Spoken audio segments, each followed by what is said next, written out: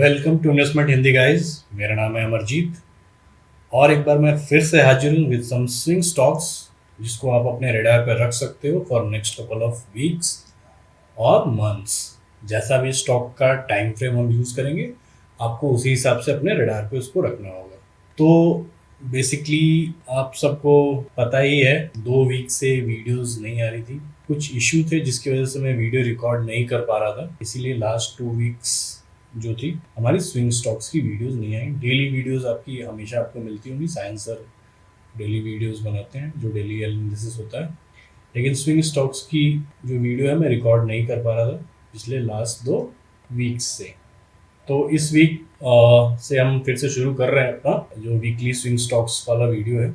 और इस वीडियो का थोड़ा सा फॉर्मेट अलग रहेगा जो कि हमारा रेगुलर वीडियो का रहता है। जैसे रेगुलर वीडियो में हम मनुष्य पहले डिस्कस करते हैं कि पिछले वीक कैसा परफॉर्मेंस रहा जो भी स्टॉक्स का, तो वो हम इस बार स्किप करने वाले हैं ड्यू टू सम रीजंस, क्योंकि ऐसे भी 2 वीक बीत चुके हैं। ठीक है, तो अभी वो करने का मतलब नहीं है। और दूसरी चीज़ ये कि रॉकेट स्टॉक वाला भी इस वीक के लिए हम लोग अभी स्किप कर रहे हैं। आगे धीरे धीरे उस सबको फिर से स्टार्ट कर देंगे आने वाले वीक्स में।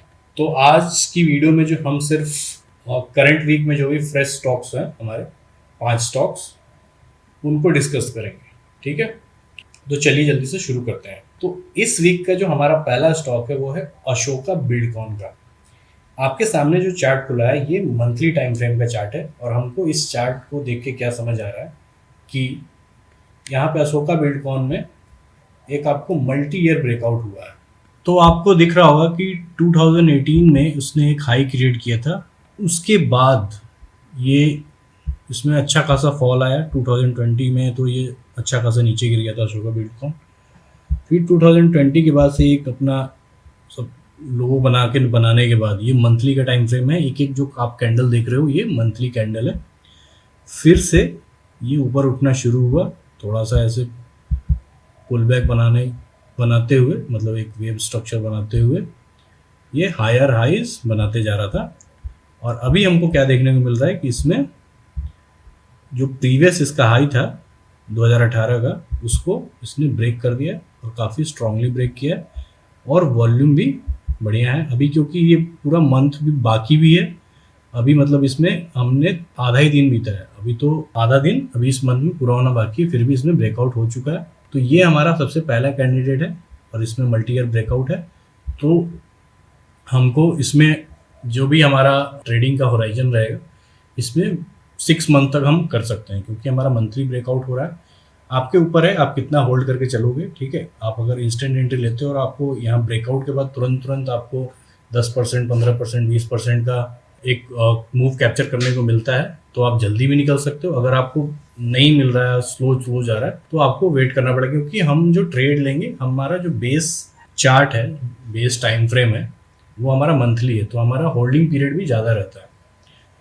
तो आप चाहो तो इसको अगर आपको एंट्री लेनी हो तो आप वीकली के बेसिस पे ले सकते हो।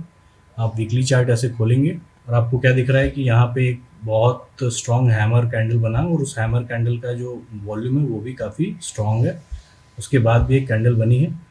तो वीकली से तो नीचे जाना नहीं है। अगर हम हमारा जो बेस टाइम फ्रेम मंथली है, तो अगर हमको एंट्री लेनी है तो वीकली के हिसाब से लेनी है, तो इंस्टेंट एंट्री बनाई जा सकती है। अब बात रह गई कि हमारा स्टॉप लॉस कहाँ रहेगा। तो 2 तरह का स्टॉप लॉस रहेगा हमारा। एक तो हमारा पहला स्टॉप लॉस होगा कि ये जो हमारा लाइन है ये एक रेजिस्टेंस इसको बोलते हैं हम। अभी क्या हो गया कि ये इसको ब्रेकआउट हो गया तो अभी ये सपोर्ट का काम करेगा। तो ये जो सपोर्ट है उसके नीचे हम एक अपना इनिशियल स्टॉप लॉस रखेंगे इसके अराउंड, और 180 के अराउंड एक हमारा इनिशियल स्टॉप लॉस रहेगा। और इसके बाद अगर और ऊपर थोड़ा उठ जाता है फिर ये स्टॉप लॉस हमारा, हम इसको शिफ्ट हो जाएंगे ट्रेलिंग स्टॉप लॉस में। तो ट्रेलिंग स्टॉप लॉस के लिए हम क्या करेंगे, हम पहले की वीडियो में जो भी हम फॉलो करते हैं वही करेंगे कि 20 EMA का लो एक ड्रॉ कर लेंगे और एक 50 EMA का लो ड्रॉ कर लेंगे। आपको अपने हिसाब से इसमें देखिए मैंने जैसे अप्लाई कर दिया है, ये वीकली चार्ट पे मैंने किया है। हमारा जो स्टॉप लॉस होगा, एंट्री होगा और ट्रेलिंग स्टॉप लॉस होगा, हम सारा वीकली चार्ट पे ही करने वाले हैं। तो यहाँ पे हम क्या करेंगे, क्योंकि अगर मंथली के चार्ट पे हम ट्रेलिंग स्टॉप लॉस लगाएंगे तो हो सकता है कि हमारा जो लॉस है वो बड़ा हो जाए, इसलिए हम छोटे टाइम फ्रेम पे ही हमेशा डील करते हैं। चार्ट से एक टाइम फ्रेम नीचे हम कैंडल को फॉलो करते हैं। तो यहाँ पे अगर आपको ट्रेलिंग स्टॉप लॉस जब यूज़ करना होगा तो आप आइदर, अगर आप एग्रेसिव ट्रेडर हो तो 20 EMA जो कि येलो लाइन आपको दिख रही है उसको फॉलो कर सकते हो। अदरवाइज अगर आप थोड़ा सा आराम से करते हो ट्रेडिंग तो आप ये जो वॉयलेट लाइन दिख रही है ये 50 EMA का लो है, ये दोनों लो है, ठीक है, क्लोज नहीं है, थोड़ा डिफरेंस है। जो अभी सेटिंग्स खोली थी इंडिकेटर की उसको एक बार आप बैक जाके देख लीजिएगा और उसको स्क्रीनशॉट ले लीजिएगा। तो इन दोनों के नीचे कभी भी अगर प्राइस क्लोजिंग कर देता है तो वो आपका स्टॉप लॉस हिट होगा, ठीक है। क्लोजिंग करना चाहिए। ये क्या है, ये क्लोजिंग नहीं है, इसका लो नीचे है लेकिन ये क्लोजिंग नहीं है, ये भी यहाँ भी क्लोजिंग नहीं है, ये क्या है, ऊपर क्लोज किया है, ठीक है। ये एक वीक का कैंडल है। यहाँ के बाद यहाँ ये जो पॉइंट पे जहाँ पे इनका एक ये कन्वर्जेंस भी हुआ था, यहाँ से उठने के बाद अभी तक इसके नीचे कहीं क्लोजिंग नहीं हुई है। और अगर आप ध्यान से देखोगे तो ये लो के पास ही आने के, लो हिट करने के बाद कैंडल बार बार उठ रहा है ऊपर। ये वाला कैंडल भी नीचे आने के बाद इसी पॉइंट से ऊपर उठ गया था, ये कैंडल भी लगभग इसी पॉइंट से ऊपर उठा था। तो इसी तरह से आप अपने ट्रेलिंग स्टॉप लॉस फॉलो कर सकते हो और इनिशियल स्टॉप लॉस आपका होगा 180, ठीक है। और आपका टारगेट आपके हिसाब से है, क्योंकि ये हमारा कोई टाइम बाउंड ट्रेड नहीं होता है, आपके ऊपर है, आप टारगेट कितना भी रख सकते हो। अगर आपको मिलते जा रहा है, अगर आपको दिख रहा है कि प्राइस स्ट्रांगली मूव कर रहा है, स्ट्रांगली मूव करने का मतलब क्या है, बड़ी बड़ी कैंडल्स बनती जा रही हैं हर वीक, ठीक है, और उसका वॉल्यूम भी ठीक ठाक है, मतलब कि प्राइस में मोमेंटम है, अच्छा स्ट्रांग अपसाइड मोमेंटम है, तो हम क्यों निकलें, हम थोड़ा वेट कर लेते हैं।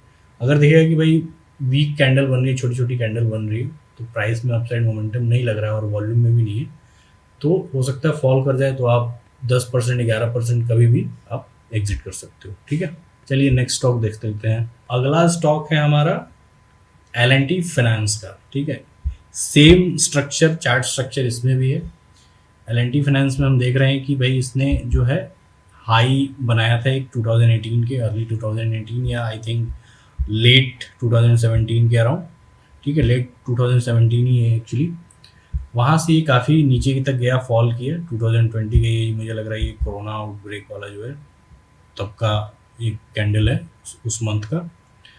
फिर वहाँ से ये नीचे से राइज करना शुरू किया और अब ये आके एक मल्टी ईयर ब्रेकआउट करने वाला है। अभी इसमें ब्रेकआउट होने वाला है, ये एकदम से अपने रेजिस्टेंस के पास है, इसमें ब्रेकआउट हुआ नहीं है, ठीक है।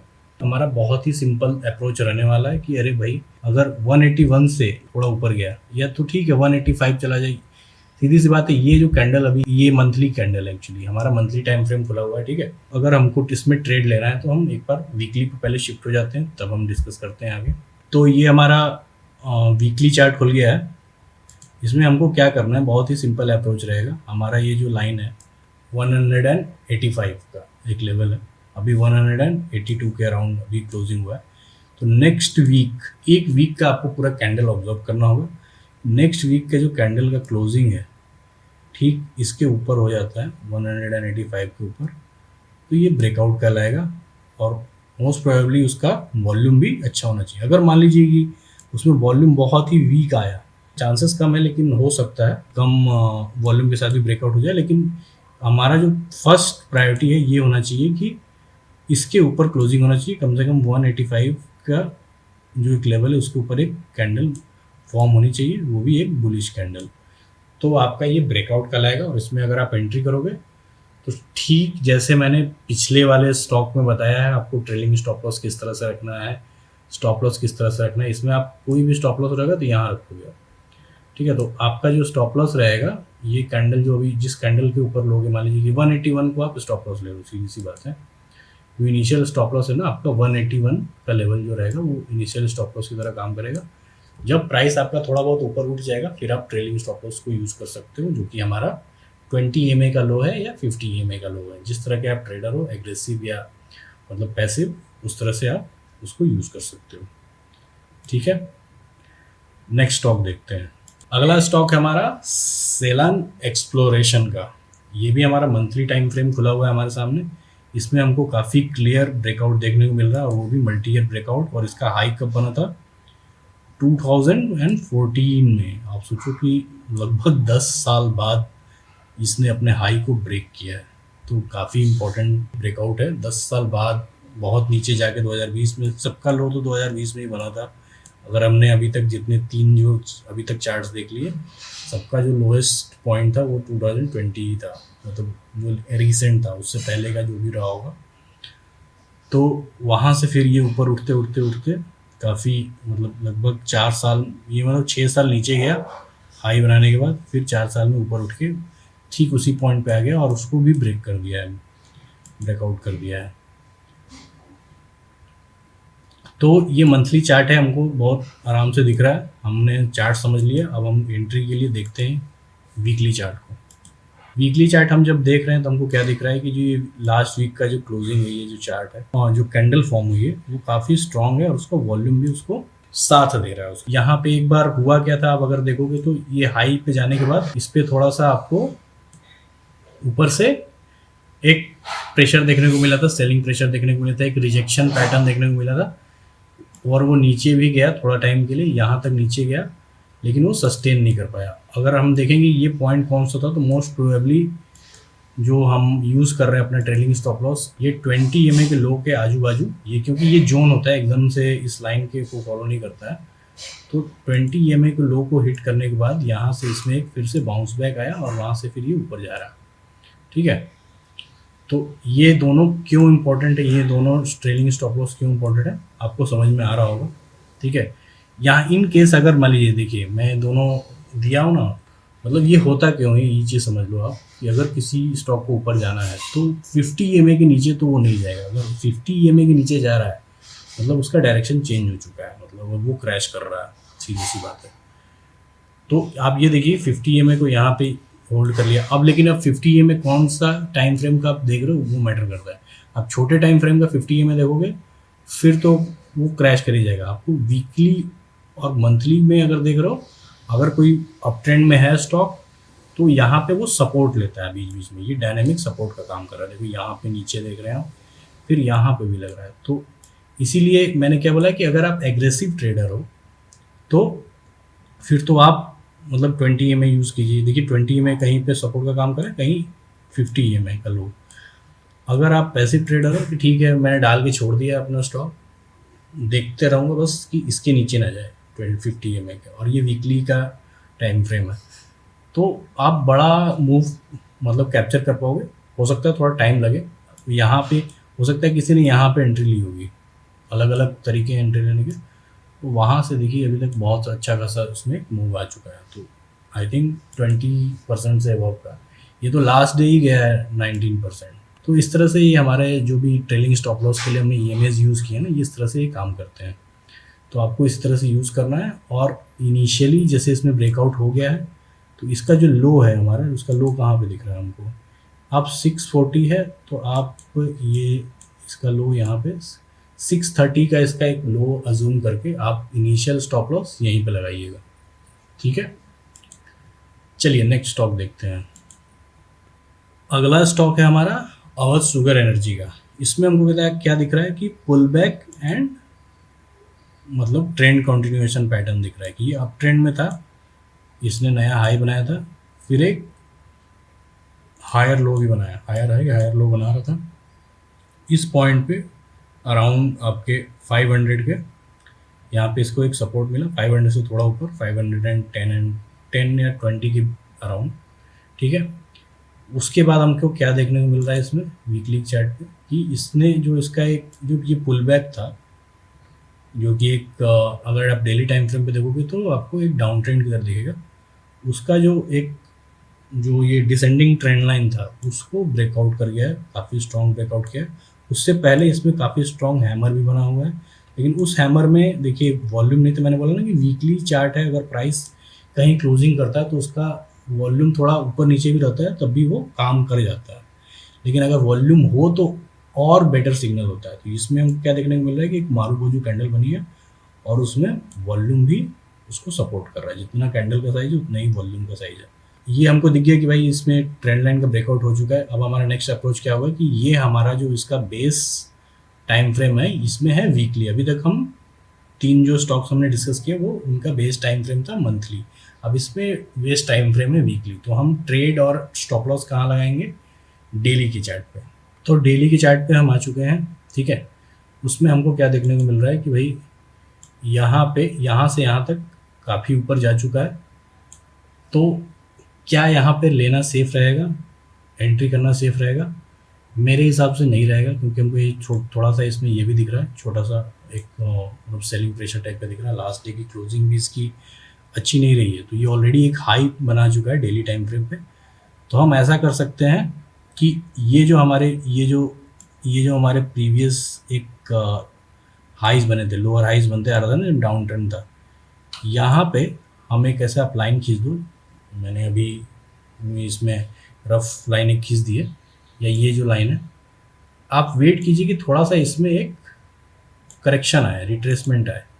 करेक्शन आने के बाद इन दोनों लाइंस, या तो आपका 580 का लेवल या आपका 600 का लेवल, इसके अराउंड अगर ऐसे करेक्शन आने के बाद फिर से एक ग्रीन कैंडल बनती है तो वो आपका एंट्री सिग्नल होगा, ठीक है।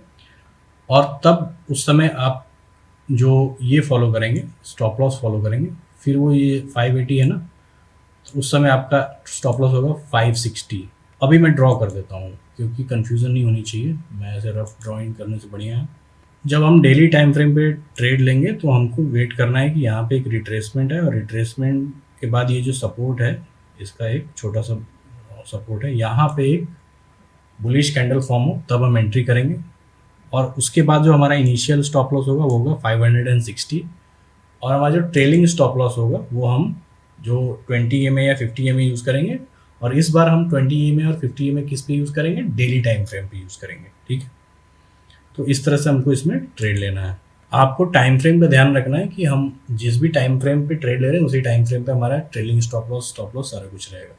तो अभी तक हम पिछले के जो स्टॉक्स थे उसमें हमारा बेस टाइम फ्रेम था मंथली, तो हम वीकली पे ट्रेड ले रहे थे, तो सारा कुछ हम वीकली पे अप्लाई कर रहे थे। अभी हमारा बेस टाइम फ्रेम है वीकली, तो हम जो ट्रेड ले रहे हैं वो डेली टाइम फ्रेम के बेसिस पे ले रहे हो, तो सारा कुछ हम डेली पे अप्लाई कर रहे हैं, ठीक है। ये चीज़ का क्लैरिटी थोड़ा होना चाहिए, इसलिए मैं बार बार रिपीट कर रहा हूँ, ठीक है। लास्ट स्टॉक अब देख लेते हैं। लास्ट स्टॉक है हमारा यूनाइटेड ब्रेवरीज का। इसमें ऑलरेडी ये आपको मैंने इसको डेली टाइम फ्रेम पे ही खोल के रखा है।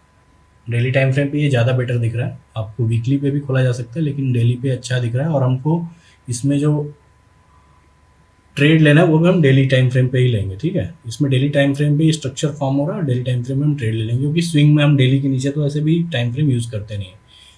कर सकते हैं लेकिन वो कॉम्प्लिकेटेड हो जाएगा, हमको डेली के नीचे नहीं जाना है। हमको इसमें सिंपल अप्रोच रखना है। हमको दिख रहा है इसमें चार्ट स्ट्रक्चर कि भाई अप ट्रेंड में था, ठीक है, हायर हाई बनाया, हायर लो बनाया, फिर से इसने प्रीवियस हाई को ब्रेक कर दिया है, ठीक है। ब्रेकआउट करने के बाद क्या दिख रहा है कि हमको डेली टाइम फ्रेम पे एक ये रीटेस्ट करने वापस से अपने जो इसका लेवल था, जो रेजिस्टेंस था, उसके पास भी आया है, जो कि आपका और मतलब कि 2100 के अराउंड है। तो हमको इसमें काफ़ी सिंपल अप्रोच रखना है। अगर हमको इस जोन के अराउंड नेक्स्ट वीक में किसी भी दिन एक स्ट्रॉन्ग बुलिश कैंडल फॉर्म होती हुई दिखती है तो वहीं हमारा एंट्री सिग्नल होगा, ठीक है। और हमारा जो स्टॉप लॉस होगा, इनिशियल स्टॉप लॉस, वो उसी कैंडल का कि थोड़ा 4-5 पॉइंट नीचे, मान लीजिए ये कैंडल यहाँ बन गई तो एग्जैक्टली मैं बोल नहीं सकता यहाँ पे, मान लीजिए कि 2080 या 2070 थोड़ा बहुत वो हमारा इनिशियल स्टॉप लॉस होगा। हम थोड़ा ब्रीदिंग रूम देते हैं स्टॉप लॉस को, बहुत टाइट स्टॉप लॉस नहीं रखा जाता।